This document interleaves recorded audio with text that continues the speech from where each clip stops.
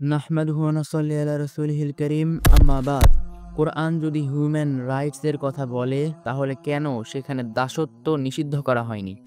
আর কেন একজন নারীকে উত্তরাধিকার দেওয়া হয় পুরুষের অর্ধেক? এটা কি অন্যায় না? নাকি এর পেছনে আছে এক গভীর ও ভুলভাবে বোঝা সত্য? আজকের দুনিয়ায় দাস প্রথা এক নিষিদ্ধ বিষয়, কিন্তু ১৪০০ বছর আগে আরব সমাজে এটা ছিল স্বাভাবিক রীতি। সেই প্রেক্ষাপটে কোরআন সরাসরি দাস প্রথা নিষিদ্ধ করেনি, বরং ধাপে ধাপে বিলুপ্তির পথ দেখিয়েছে। উদাহরণস্বরূপ, একজন মুসলমান যদি ভুলবশত কোনো মুমিনকে হত্যা করে, তার কাফফারা হলো একজন দাসকে মুক্ত করে দেওয়া।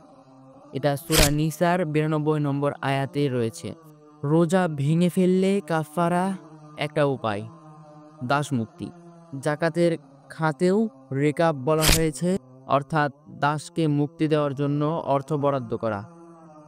এটা প্রমাণ করে কোরআনের লক্ষ্য ছিল দাসপ্রথাকে মানবিকভাবে বিলুপ্ত করা।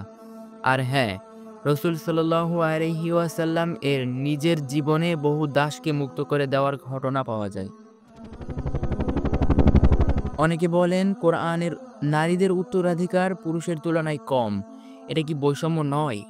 তবে পুরো বিষয়টা বুঝতে হলে দেখতে হবে পুরুষ ও নারীর আর্থিক দায়িত্ব কেমন। ইসলামে পুরুষের দায়িত্ব, স্ত্রীকে দেনমোহর দিতে হয়, পরিবারের সব খরচ পুরুষের দায়িত্বে, সন্তানদের খরচ, বসবাস, খাদ্য সবই পুরুষ বহন করে।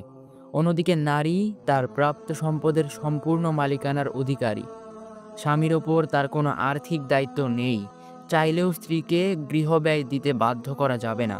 সুতরাং উত্তরাধিকার কম হলেও তার আর্থিক স্বাধীনতা অনেক বেশি।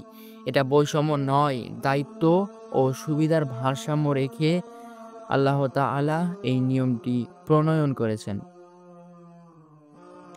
আজ আমরা আধুনিক চিন্তায় সবকিছু বিচার করতে চাই, কিন্তু কখনো ভেবে দেখেছি কি, একটা কিতাব যা নাজিল হয়েছিল ১৪০০ বছর আগে, সে কিতাবে প্রথম নারী সম্পত্তি অধিকার নিশ্চিত করেছিল, দাসপ্রথা বিলুপ্তির রোডম্যাপ দেখিয়েছিল।